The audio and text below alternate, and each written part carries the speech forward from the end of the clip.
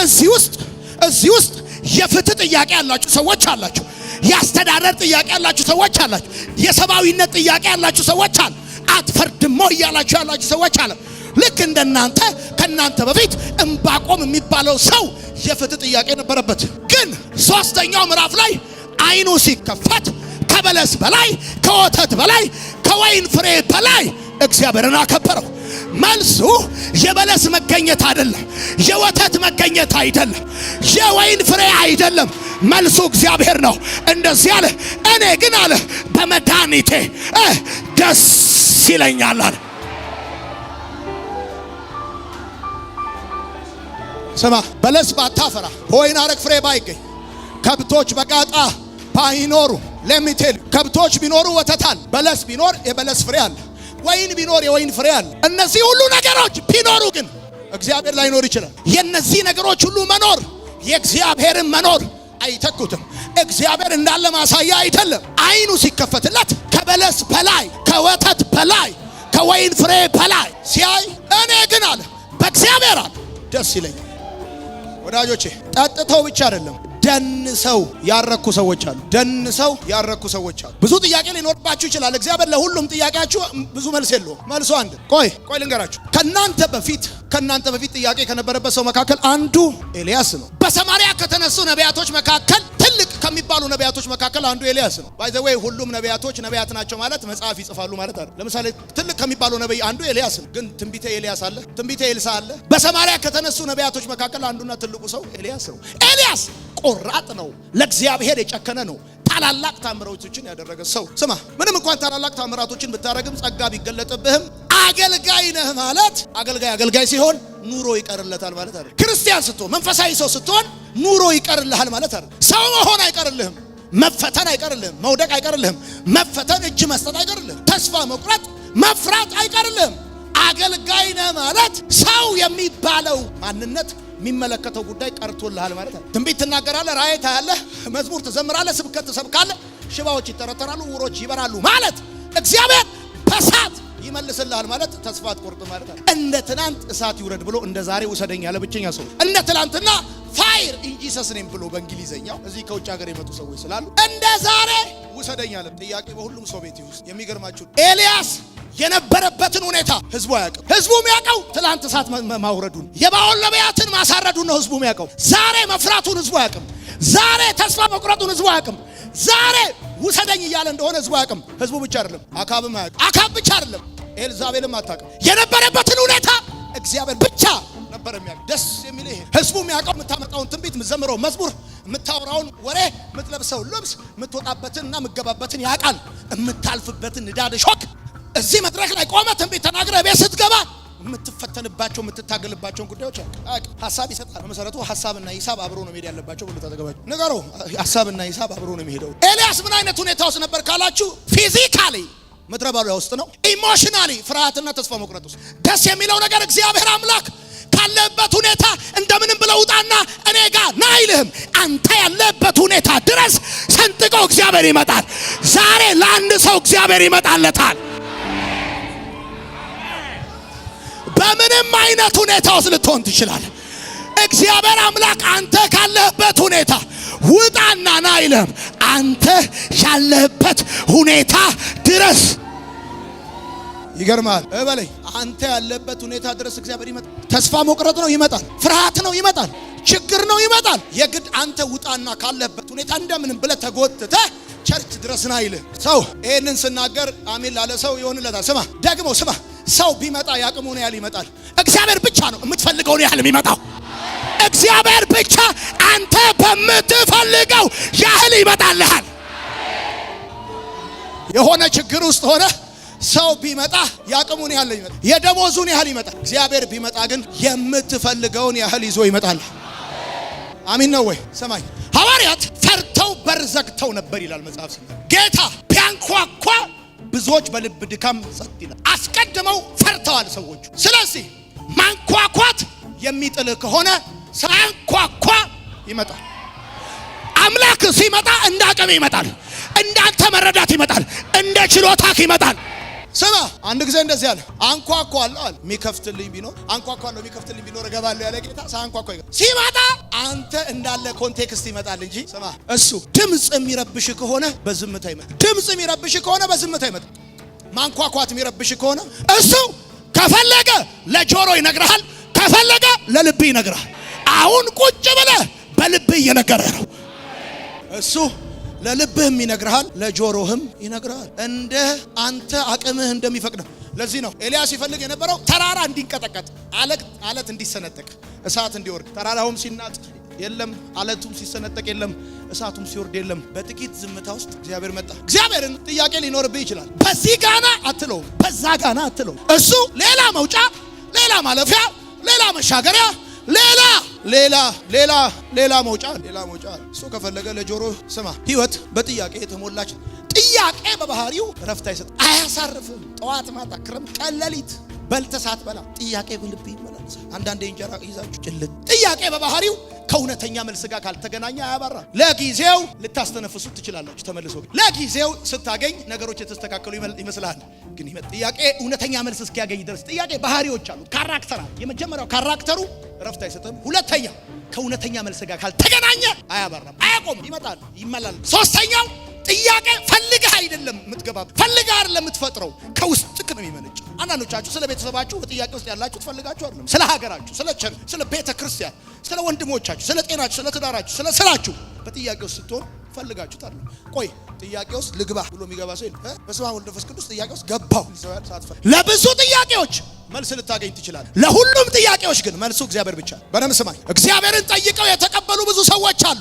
ያተረፉ ሰዎች ግን እግዚአብሔር መልስ የሰጣቸው ሰዎች ሳይሆኑ እግዚአብሔር መልስ የሆናቸው ሰዎች ናቸው። አልሰማኸኝም? የነገርኩህ እግዚአብሔርን ጠይቀው የተቀበሉ ብዙ ሰዎች አሉ። ያተረፉ ሰዎች ግን እግዚአብሔር መልስ የሰጣቸው ሰዎች ሳይሆኑ እግዚአብሔር መልስ የሆናቸው ሰዎች ናቸው። እግዚአብሔር መልስ ካልሆነ ደሞዝ መልስ አይሆንም። እግዚአብሔር መልስ ካልሆነ ትምህርት መልስ አይሆንም። እግዚአብሔር መልስ ካልሆነ ብልጽግና መልስ አይሆንም። በህይወት መንገድ ላይ መልስ ያተረፉ ሰዎች ለጥያቄያቸው መልስ ያገኙ ሰዎች አሉ። ያተረፉ ሰዎች እግዚአብሔር ራሱ መልስ የሆናቸው ሰዎች። እግዚአብሔር መልስ ያልሆናቸው ሰዎች ምንም ነገር መልስ ሊሆናቸው አይችልም። ዝና መልስ አይሆናቸው፣ ሀብት መልስ አይሆናቸው፣ ክብር መልስ አይሆናቸው። ለዚህ ነው በብዙ የዝና ማማ ላይ ወጥተው ሲያበቁ ዲፕሬሽን ይመታል። ቴክኖሎጂ መልስ አይሆን። ለዚህ ነው ነጮቹ በብዙ ቴክኖሎጂ ሄደው ውሻ ያገባሉ። ምድር ላይ ያተረፉ ሰዎች እግዚአብሔር መልስ የሰጣቸው ሰዎች አይደሉም። እግዚአብሔር መልስ የሆናቸው ነው። ኢዮብ እየተመለሰለት እግዚአብሔር መልስ ሰጥቶት አይደለም። እግዚአብሔር መልስ ሆኖ ሁሉን ታደርግ ዘንድ ቻይ እንደሆንክ ከሀሳብህ ከቶ ሊከለከል እንደማይችል አወቅኳል። በቃ አለቅ። አንተ ነህ መልስ የሆንከኝ። ኢኮኖሚክስ አይደለም ደምሬ ቀንሼ አባዝቼ አካፍዬ አይደለም። እድሜን ከድካሜ ሳባዛውና ሳካፍለው እጄ ላይ የቀረው ነገር አለ መልስ የሆነኝ አንተ ራስህ ነህ። ባይዘዌ ስቀን የቀረነው እኛ ስቀን የቀረነው ለብዙ ጥያቄዎቻችን መልስ አግኝተን ሳይሆን እግዚአብሔር መልስ ሆኖን ነው። ህመሞቻችን ተፈውሰው ኪሳችን ሞልቶ ነገሮቻችን ተስተካክለው ሳይሆን እግዚአብሔር መልስ ሆኖን ነው ስቀን የቀረነው። በህይወት ያለ ከኔ ጋር ናችሁ ወይ? እንደዚህ ያላችሁ ስሙኝ እንጂ ስማ። እግዚአብሔር መልስ ሲሰጥህ ለዛሬ ታርፋል። እግዚአብሔር መልስ ሲሆን ጨርሰህ ታርፋል። እግዚአብሔር መልስ ሲሰጥ ብዙ ሰዎች ለዚህ ነው እሁድ ይመጣሉ መልስ ይሰጥ። እሷን ለሳምንት በልተው እንደገና አዲስ ጥያቄ በየጊዜው። እኛም ልክ እንደ ሮስተር ሊስት ይዘን የተመለሰ ያልተመለሰ ከኛ በኋላ የመጡ ሰዎች እኛ የምንታመምበትን አይነት ህመም እየታመሙ እነሱ ተፈውሰው እኛ ህመማችን ጋር ስንቀጥል አሜን ብለው የቀጠልነው የሳቅነውና የቀጠልነው ኢኮኖሚያችን ጤናችንም ተስተካክሎ ሳይሆን እግዚአብሔር መልሶ ግራም ቀኝም ፊትም ኋላም ስናየው እግዚአብሔር መልሶ ነው። ይሰማሉ ወይ? አቤት። እግዚአብሔር መልስ ከሆነ ጨረሰ ታርፍ። አሁን አንዳንድ ሰው እቁብ ይወጣለ ሰሞን ብቻ፣ አንዳንድ ሰው ትንቢት የመጣለ ሰሞን ብቻ ያርፋል። ከዛ በኋላ ያቃሸዋል። ስማ መልስ እግዚአብሔር ብቻ። የሰው መልስ በራሱ ጥያቄ ሰው እንዲመልስልህ ብለህ ሄደ ጥያቄ ፈጥሮብህ መልስ። ትንሽ አሞ ሄደ ተመርምራ ትልቅ ጥያቄ ዘተመ ይሄ ምልክቱ ነው፣ ዋናው ችግሩ ሌላ ነው፣ ይሄ ህክምና ደግሞ እዚህ የለም ይሏል። ሐኪሙ ይመልስልኛል ብለህ ሄደ ሌላ ጥያቄ ጨምሮብህ ትመጣለህ። ሌላ ሐሳብ ከቶብህ ይመጣል። መልሱ መልስ የሆነ እግዚአብሔር ብቻ። ስማ እበለኝ እንደኔ አይነት እንደዚህ አይነት ምስኪን አገልጋይ አይደለም ሌላ ቢመጣልኝ እንደ ፑልፒት ላይ ቢጫር እግዚአብሔር መልስ ካልሆነ እኛ ምንም ልናረጋችን። እኔ ፍልፍሉ አይደለም በየሳምንቱ አንተን ማስቀ ይሰማሉ።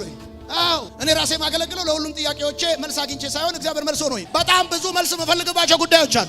እነዛን ዶሴዎች ቁጭ አድርጌ ያያል፣ ይሰማል፣ ይፈርዳል፣ ያደርጋል፣ ሁሉን ያደርጋል። ሁሉን ያደርግ ዘንድ ቻይ ነው ያልኩት በቤተሰቦቼ ጥያቄ፣ በእኔ ጥያቄ፣ በቤቴ ጥያቄ ስለሌለ እንዳይመስል። ረባቴን አድርጌ ፊትም ቆመው ግዴታዬ ስለሆነ እንዳይመስል። እጣ ወድቆብኝ ነው እንጂ እግዚአብሔር መልስ ሆኖኝ ነው እንጂ ግዴታ የሆነው እንዳይመስልህ። ለሽሮ ለበርበሬ ለሶፋና ፍሪጅ ለቴሌቪዥን የተማርኩት አያንስም የተማርኩት ሁሉን ታደርግ ዘንድ ቻይ እንደሆንክ ስትል አልተደረገልህም እኮ። ሁሉን ታደርግ ዘንድ ቻይ እንደሆንክ አልተከፈተልህም። ሁሉን ታደርግ ዘንድ ቻይ እንደሆንክ አልተፈወስክም።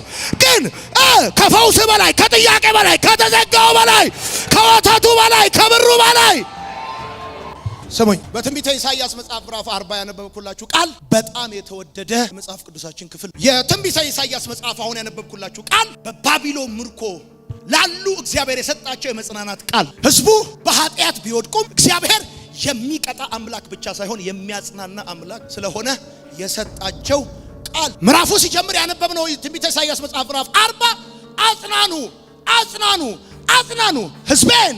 ምዕራፉ መሲያዊ ትንቢት የያዘ ምዕራፍ፣ በእስራኤል ታሪክ ውስጥ ትልቅ ቦታ ያለው ምዕራፍ። የእስራኤልን ታሪክ ስታጠኑ ትንቢተ ኢሳይያስ መጽሐፍ ምዕራፍ 40 የዘመን ማካፈያ፣ ከባቢሎን ምርኮ በፊትና ከባቢሎን ምርኮ በኋላ። የባቢሎን ምርኮ እስራኤላውያን ብዙ መንፈሳዊ ክስረትን ያስተናገዱበት ምዕራፍ፣ ለ490 ዓመት እግዚአብሔር ታግሷቸው የቀጣበት ምዕራፍ። በየ7 ዓመቱ እናንተም ረፉ ምድሪቷንም አሳርፉ ብሎ ነበር እግዚአብሔርን ለ490 ዓመት ስላልታዘዙ ለ490 ዓመት ከምድራቸው ነቅሎ ባቢሎን አስቀምጧቸው የ490 ዓመት ሰንበት 70 ዓመት የ70 ዓመት የባቢሎን ምርኮ የ490 ዓመት ሰንበት ያለማክ የ490 ዓመት ሰንበት 70 ዓመት። እግዚአብሔር በየ7 ዓመቱ እናንተም ረፉ ምድሪቷንም አሳርፉ ብሏቸው እነሱም አላርፍ ምድሪቷንም አላሳርፍ ሲሉ ነቅሏቸው በሰው ምድር አስቀምጧቸው ምድሪቷን አሳረፋት 70 ዓመት። ስሙኝ፣ የባቢሎን ምርኮ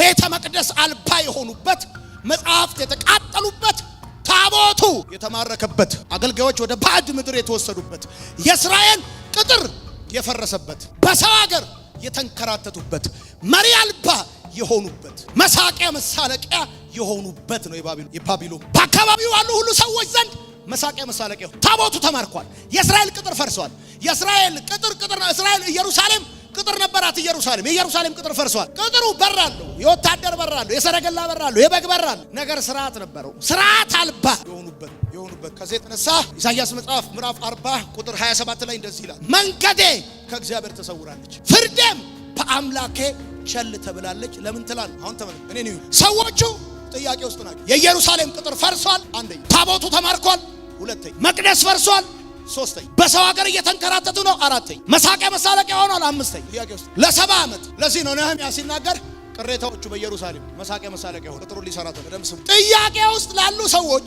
ትንቢተ ኢሳይያስ መጽሐፍ ምዕራፍ 40 መልሱ ኢየሱስ ነው። ዮሐንስ እኮ ከፍ ያለው ዝቅ ያለው ከፍ፣ ሰርጓጉጡ ሜዳ። ወይኔ የእግዚአብሔር ክንድ እኮ ክርስቶስ ነው። ይሄ ቃል እኮ በዮሐንስ መጥምቁ እኮ ነው የተፈጸመው። ለ70 ዓመት ጥያቄው መልሱ ወደ ኢየሩሳሌም መመለስ ሳይሆን ኢየሱስ። ቆይ ስማኝ፣ መልሱ አንድ ነገር ነው። መንገዴ ከእግዚአብሔር ተሰውራለች፣ ፍርዴም በአምላኬ ቸል ተብላለች። ስለምን ትላለህ? ያዕቆብ ሆይ እስራኤል ሆይ እግዚአብሔር የዘላለም አምላክ የምድር ዳርቻ ፈጣሪ አይደክምም አይታክትም፣ ማስተዋሉም አይመረመርም። ለደከመው ኃይልን ይሰጣል፣ ጉልበት ላጣ ጉልበትን ይጨምራል። ስማ፣ ለ70 ዓመት ጥያቄ መልሱ እግዚአብሔር የዘላለም አምላክ የምድር ዳርቻ ፈጣሪ አይደክምም አይታክትም፣ ማስተዋሉም አይመረመርም። መልሱ እኮ ነው ለፈረሰ ቅጥር፣ ለንቀትና ለውርደት፣ ለምርኮ፣ ለስራት፣ ለስደት፣ ለሐዘን መልሱ የዘላለም አምላክ የምድር ዳርቻ ፈጣሪ አይደክምም አይታክትም፣ ማስተዋሉም አይመረመርም። እንደውም ለደካማው ኃይልን ይሰጣል።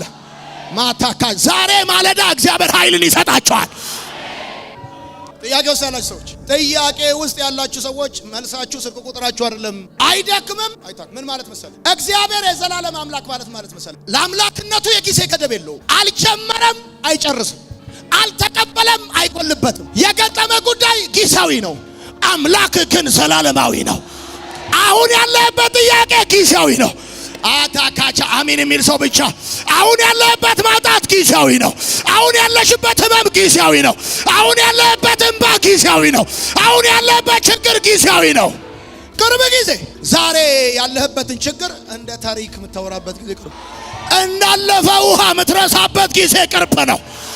አሁን ያለውን ነቀፌታ እንዳለፈው አትረሳዋለህ። አሁን ያለበትን ችግር እንዳለፈው አትረሳዋለህ። እግዚአብሔር እየመለሰላችሁ እንደሆነ ያልተሰማችሁ ሰዎች ካላችሁ አም ሶሪ እግዚአብሔር እየመለሰላችሁ እንደሆነ። እግዚአብሔር የዘላለም አምላክ ቋሚ ችግር የለም። አማታካቻቲ ላማ ሻላባስ ቋሚ ችግር የለም። ቋሚ ለቅሶ የለም። ቋሚ እንቆቅልሽ የለም። ስማ ዘላለም የሆነ ችግር የለም። ዘላለም የሆነ አምላክ ነው ያለው።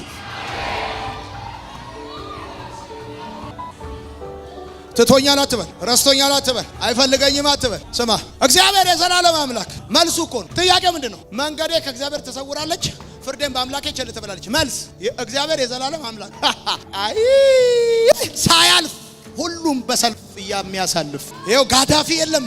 ሁሉም ቋሚ አይደሉም። ጋዳፊ ካፈር በታች ነው ያለው ያለና የሚኖር ሁል ጊዜ በዙፋኑ የሚኖር ሳያልፍ ሁሉን የሚያሳልፍ መልስ። ሁለተኛው የምድር ዳርቻ ፈጣሪ ምን ማለት መሰለህ? ማለት ይሄንን ይወል የሶፋችሁ የላይኛው የመደገፍ እሱ ላይ ቁጭ ብላችሁ ነው እግራችሁን አጣምራችሁ መስማት እንደዚህ እንዴ የላይኛው ላይ ተቀምጣችሁ የምድር ዳርቻ ፈጣሪ ማለት መሰለህ? ስማ ሰው የማይኖርበት ስፍራ አለ እኮ። ለምሳሌ በረሃ ምድረ በዳ ሰው የማይኖርበት ስፍራ አለ፣ የበረዶ ስፍራ። እግዚአብሔር የማይኖርበት ግን ስፍራ። ስለዚህ ምን ማለት መሰለህ? እግዚአብሔር የትም ሊያኖር ይችላል ማለት ነው። የትም ሊያኖር ወደዱ ጠሉ፣ ተቀበሉ አልተቀበሉ፣ ሆነ አልሆነ የትም ሊያኖር እግዚአብሔር ይችላል ማለት ነው።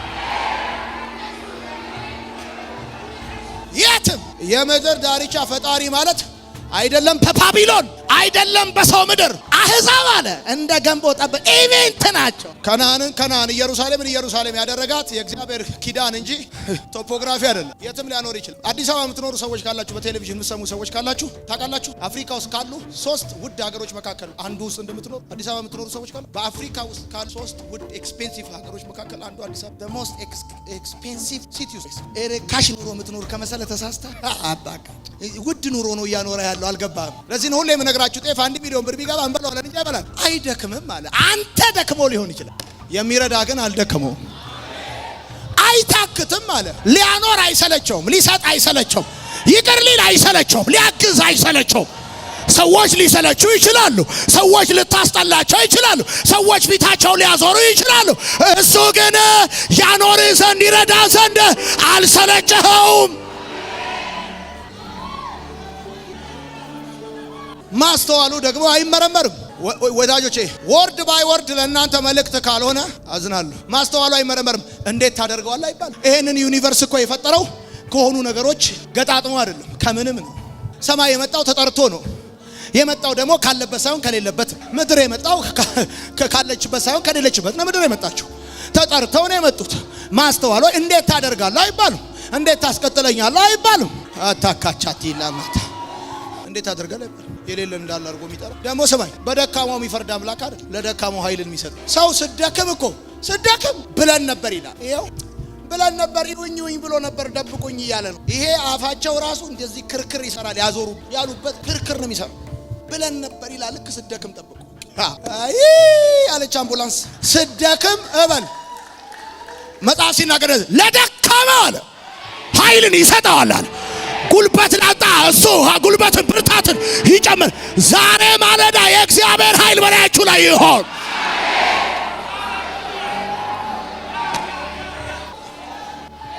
እንደውም ዛሬ እንደዚህ ትንቢት እነግራችኋለሁ። ዳገቱን እንደ ሜዳ ትሮጡታላችሁ። አታታካቲና ማታላፍ እጃቲና ማቲና ካቻ ዳገቱን እንደ ሜዳ ትሮጡታላችሁ። እንደውም በዚህ ዓመት ፍጥነት ትጨምራላችሁ። ደከማችሁ አቃታችሁ፣ ደከማችሁ አሏችሁ። ይሄ ዓመት ደከማችሁ በተባላችሁበት ሲዝን ፍጥነት የምትጨምሩበት ዓመት ይሆናል። ሰማይ እቺን ሰማይ ጠላቴ ሆይ አለ በወድቅ እንኳን ቆይ ጠላቴ ሆይ ደስ አይበል በወድቅ እንኳን ሰማይ ይሄ ፉከራ ይሄ ሽለላ። ሰው ደግሞ የሚፎክረው ቆሞ ነው። ሰው የሚፎክረው እየሄደ ነው። ይሄ ሰውዬ ወድቆ በወደቀበት አምላኩን ሲያስበው ጠላቴ ሆይ አለ። ሰውየው እኮ ቆሞ አይደለም ወድቆ እኮ ነው የሚፎክረው። በወድቅ እንኳን አለው እነሳለሁ፣ በጨለማ ብቀመጥም ጌታ ብርሃኔ ነው አለ።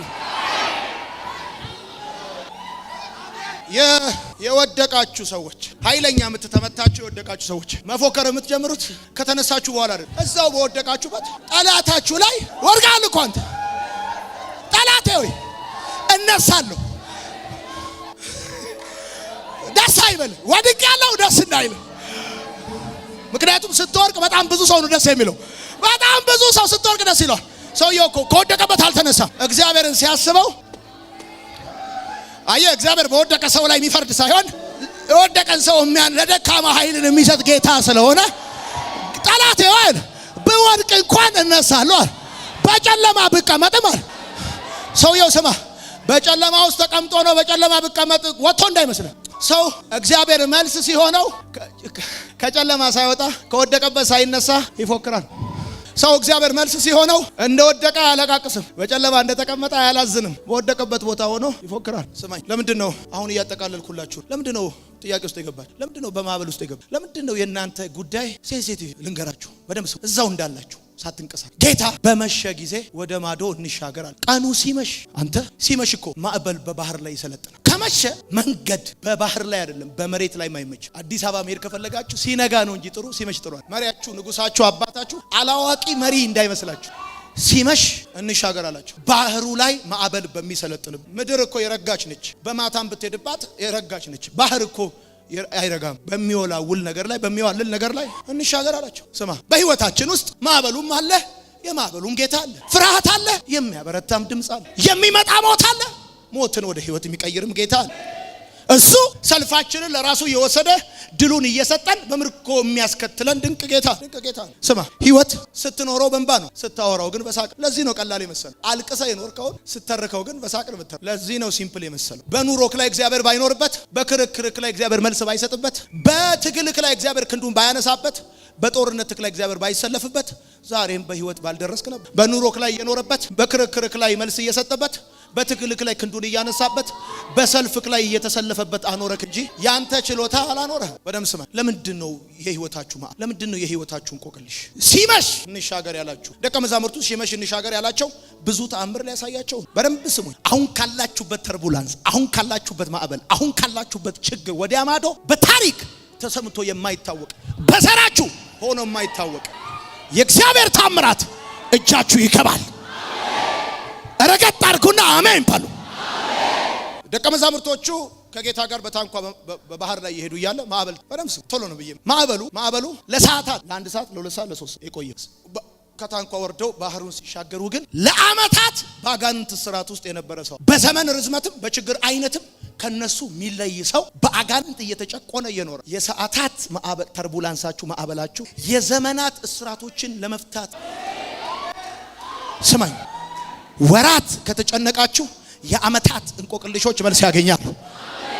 አመታት ከሆነ ጥያቄያችሁ ያስቆጠረው ደቀ መዛሙርትን እንሻገር ያላቸው በእነሱ የሰዓታት ጭንቀት ውስጥ የሚፈታ የዘመናት ጭንቀት አለ። የሚፈታ የዘመናት ጉስቁልና ከቤተሰብ ተለይቶ ከቤተሰብ በላይ ከሰፈር በላይ ከሀገር በላይ ከከተማ በላይ ሆኖ አጋንንት እየጨቆነው በድንጋይ ሰውነቱን እያቆሰለ በመቃብር ከተው ተለይቶ ተስፋ የሌለው ሰው አለ። በእኔና አንድ እዚህ ውስጥ የተጽናና ሰው ካለ በእኔና በአንተ መካከል የነበሩ የወራት ጭንቀቶች የአመታት ጭንቀቶች አሉ። በሆነ ችግር ውስጥ የሚያሳልፋችሁ ከቤተሰብ በላይ ከሰፈር በላይ ከከተማ በላይ በመሰረቱ ኢየሱስ ካሻገራቸው በኋላ ጌርጌሴኖን በሚባል ከተማ የነበረውን እብድ ሰው የፈወሰው ካሻገራቸው በኋላ የኢያሪዮስ ልጅ ከሞት አስነሳ። የተቆረጠ የሞት አፋፍ ላይ ነበር ይችላል መጽሐፍ። ኢያሪዮስ አለቃ ነበር። ስልጣኑ አልመለሰው። 12 ዓመት ልጅ ነበር። ብዙ ግርግር ነበር። ግርግሩ አልመለሰውም። ሰውየው ብዙ ዘመድ አልመለሰውም። ልጅቷ በሞት አፋፍ ነበረች። ብቻ አይደለም ሞተች። ይላቀሱ ነበር። ከተሻገሩ በኋላ ያለቀ ያከተመ ሞት መደምደሚያ የመሰላቸው ሰዎች ሞት መደምደሚያ እንዳልሆነ ያዩት እነ ጴጥሮስን በማዕበሉ ስንጠፋ አይገድህም ብለውታል። አንዳንድ ጊዜ እንዲህ ሲሆን አይገድህም። እንዲህ አይነት ችግር እንዲህ አይነት እንቆቅልሽ ውስጥ ስኖር እኔ ዲዘርቭ አላረግም፣ ይሄን ዲዘርቭ አረጋለሁ እንዴ እኔ ስትሉ ዲዘርቭ ስለምታረጉና ስለማታረጉ ሳይሆን በዚህ ፕሬሸር፣ በዚህ ጭንቅ፣ በዚህ መከራ፣ በዚህ ማዕበል ውስጥ እንድትሄዱ የሚፈልገው የእናንተ አባት አይደለም፣ አያታችሁ አይደለም፣ ቅድመ አያቶቻችሁ ከእናንተ ዘር ያልነቀሉት የድህነት እሳት ስራ ሲኖር አምላካችሁ በሆነ ተርቡላንስ በሆነ ማዕበል ውስጥ ያሳልፋችሁ። ዛሷይ የእግዚአብሔር ጥያቄና የእናንተ ጥያቄና የእግዚአብሔር ዓላማ ይሪቲዝ። የእናንተ ጥያቄ ስጠፋ ግድ አይልም ወይ ነው? እኔ ዲዘርቭ አረጋለሁ ወይ ነው? ይሄ ትክክል ነው ወይ ነው? የእግዚአብሔር ዓላማ ደግሞ ከእናንተ ማዕበል ጀርባ ከወዲያ ማዶ እሱ ብቻ መሰለኝ 12 ዓመት ደም ሲፈሳት የኖረችው ሴትዮ ከዚህ ማዕበል በኋላ ስንጠፋ አይገድም ወይ ካሉት በኋላ ነው የደሟ ምንጭ የቆመው ለዘመናት ይፈስ የነበረ የደም ጅረት የቆመው ገንዘብ ያልመለሰው ሀብት ያልመለሰው ሐኪም ያልመለሰው ትዳሯን ያጠችበት ጉዳይ የቆመው ለዘመናት በዚህ ምድር የፈሰሰ ችግር የፈሰሰ ጥያቄ የኢትዮጵያን እንቆቅልሽ እንድትመልስ ዋይት ፎረስት እየጋበዘ ኬክ እያበላለ ክሊ እያጫወተ ባለ ራዕይ ሊያረግ የምድር መልስ ሊያረግ አስበ ከሆነ ተሸውዳል።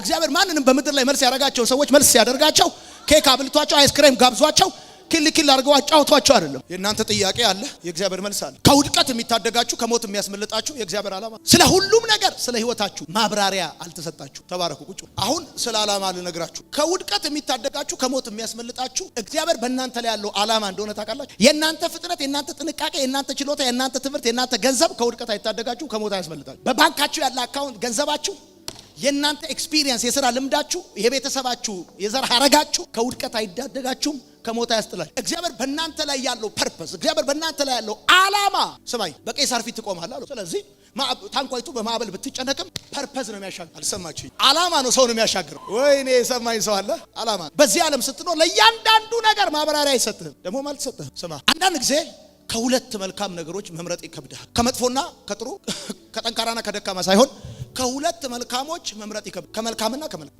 እውነተኛውን መልካም የሚመርጥላችሁ የእግዚአብሔር ዓላማ። ኢትዮጵያ መኖር መልካም ነው፣ አሜሪካ መኖር መልካም ነው፣ ማግባት መልካም ነው፣ መስራት መልካም ነው፣ መማር መልካም ነው፣ ማገልገል መልካም። ከማገልገልና ከመማር ከመስራትና ከማገልገል ሁለቱ መልካም። እውነተኛውን መልካም የሚመርጥላችሁ የእግዚአብሔር ዓላማ። በደም ስም የእግዚአብሔር ዓላማ ለመንገዳችሁ እርግጠኝነትን ይሰጣችኋል። የሰው ዓላማ የጥርጣሬ መንገድ ነው። አያልቅም። ቀጥላለሁ አልቀጥልም፣ ቀጥላለሁ። የእግዚአብሔር ዓላማ የእምነት ጉዞ። በደንብ አድርጋችሁ ሰው በህይወት የእግዚአብሔርን ሐሳብ ማወቅ ከፈለክ ጥያቄ ቢኖርብህም ቀላል እግዚአብሔር ዓላማውን ለሚፈልጉት ሰዎች ይገልጣል። በደም ስም አሁን በተለይ የምናገረውን ነገር እንድጽፍ እንደ እግዚአብሔር ዓላማ እንደ እግዚአብሔር ሐሳብ የሚኖሩ ሰዎች ማሳያ ነው። የመጀመሪያው ማሳያቸው እንደ እግዚአብሔር ዓላማ የሚኖሩ ሰዎች ማሳያቸው የሚጎዳቸውን ነገር ብቻ ሳይሆን የሚጠቅማቸውንም ነገር ለመተው የጨከኑ ናቸው። ሰው በእግዚአብሔር ፐርፐስ በእግዚአብሔር ዓላማ ውስጥ ሲኖር የሚጎዳውን ነገር ብቻ አይደለም የሚተው የሚጠቅመውን ነገር። የፈርዖን የልጅ ልጅ መባል ይጠቅም፣ ጮማ ጠጅ ያበላል ያጠጣል። ግን ሙሴ እግዚአብሔር በሱ ላይ ያለው ዓላማ ስለገባው የፈርዖን የልጅ ልጅ ከመባል ከእስራኤል ሕዝብ ጋር መከራ መቀበል መረጠ። በደምሱ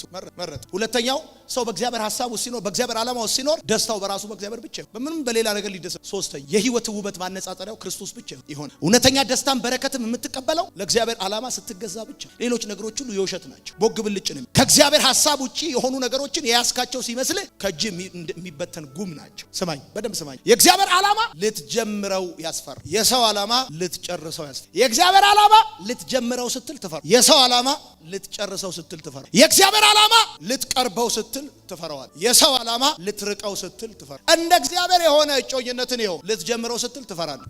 አንዴ ልጸልይበት ትላል፣ አሁንም ትመለሳለህ። ልጸልይበት ትላል፣ ትፈራለህ ትላል። እንደ እግዚአብሔር ያልሆነውን ስታየው ስትጀምር ማትፈራ፣ ልታቆም ስትል አቤት ልታቆም ስትፈራ። የሰማይ ደከማችሁ እንዴ? ትፈራ። በደም ስማኝ። መንፈሳዊነት ለጥያቄዎች መልስ ማፈላለግ አይደለም፣ የእግዚአብሔርን ዓላማ ማግኘት ነው። ዳት ፖይንት። መንፈሳዊነት ለጥያቄዎች መልስ ማፈላለግ ሳይሆን የእግዚአብሔርን ዓላማ ማግኘት ነው። አሁን ብዙ ሰዎች ለጥያቄያቸው መልስ ነው የሚያፈላልጉ። እዚህ ቸርች ይመጣሉ፣ መልስ ያፈላልጋሉ ለጥያቄያቸው። እዛኛው ቸርች ይላሉ፣ መልስ ያፈላልጋሉ። ዘመናቸውን ሁሉ መልስ አፈላላጊ። የማይቋረጥ የህይወት ጥያቄ መልሱ መቼ ነው ካልከኝ አንድ ጊዜ ነው። እግዚአብሔር ባንተ ላይ ያለውን ፐርፐስ ስታገኘው ብቻ። እግዚአብሔር ባንተ ላይ ያለውን ዓላማ ካላገኘኸው ለጥያቄዎች መልስ ስታፈላልግ ትኖራለህ። እኔ ጋር ትመጣለህ፣ ሮሜን ትማራለህ፣ ትሄዳለህ፣ እዛ ደግሞ ትማራለህ። ከተከታታይ ትምህርት ወደ ተከታታይ ትምህርት ትዞራታለህ። አለቀ ደቀቀ። ስድስተኛ ተናገር፣ አስረኛ ተናገር ትላለህ።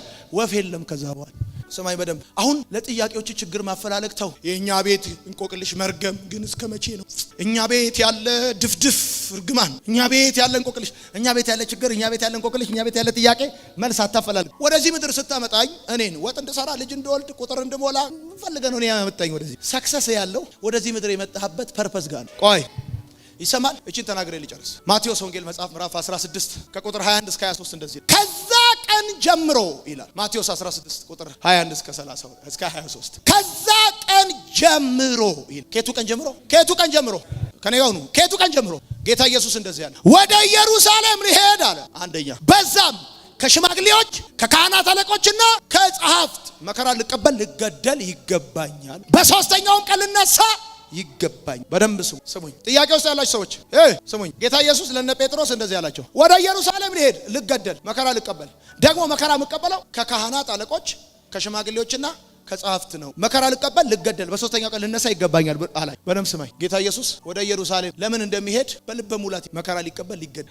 ደቀ መዛሙርት ከዛ ቀን በፊት ይሰሙ የነበረው የመጽናናት ቃል። ደቀ መዛሙርት ከዛ በፊት ያዩ የነበረው የሞተ ሲያስነሳ፣ ሽባ ሲተረትር፣ ዕውር ሲያበራ እንጂ አዳኙ ሲሞት ፈዋሹ ሲቆሰል አይተዋል። ምን አይነት የሚያስደነግጥ ነገር እንደሚነግራቸው። ሊሄድ ይገባኛል ወደ ኢየሩሳሌም። በዛ ደግሞ የካህናት አለቆች ሽማግሌዎችና ጸሐፍት ከእጃቸው መከራ ተቀብዬ ተገድዬ በሶስተኛው ቀን ልነሳ ይገባኛል ይላቸው። ኢየሱስ እያወራ ያለው የተልእኮውን ዋነኛ ክፍል ነው። ኢየሱስ ወደዚህ ምድር የመጣው ሊያስተምር አይደለም፣ ሊፈውስ አይደለም፣ ሊያበላ አይደለም፣ ሊጠጣ አይደለም። ፍጥረት ወደዚህ ዓለም የሚመጣው መኖርን ዓላማው አድርጎ ነው። እሱ ወደዚህ የመጣው መሞትን ዓላማው አድርጎ ነው።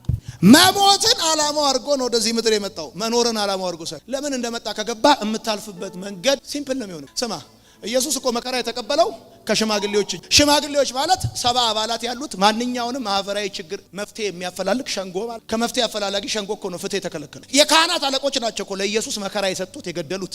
የካህናት አለቆች ማለት የእንስሳት ደም በእጃቸው ይዘው ለህዝቡ ምህረት የሚለምኑ ናቸው የከሰሱት። ህግ አዋቂዎች ሲሰቅሉት የማያውቀው ሰው ነው መስቀሉን ያገዘው። የገዛ ወገኖቹ ለሞት አሳልፈው ሲሰጡት ምኑም የሆነ ሰው ነው መቃብር የሰጠው። ባይ ዘ ዌይ መንፈሳዊና ሃይማኖታዊ የሆኑ ሰዎች ይሰቅሉሃል፣ የማያውቁ ሰዎች ያግዙሃል። ይሄን እንዳትረሳ። ያገለገልካቸው ሰዎች ይሰቅሉሃል።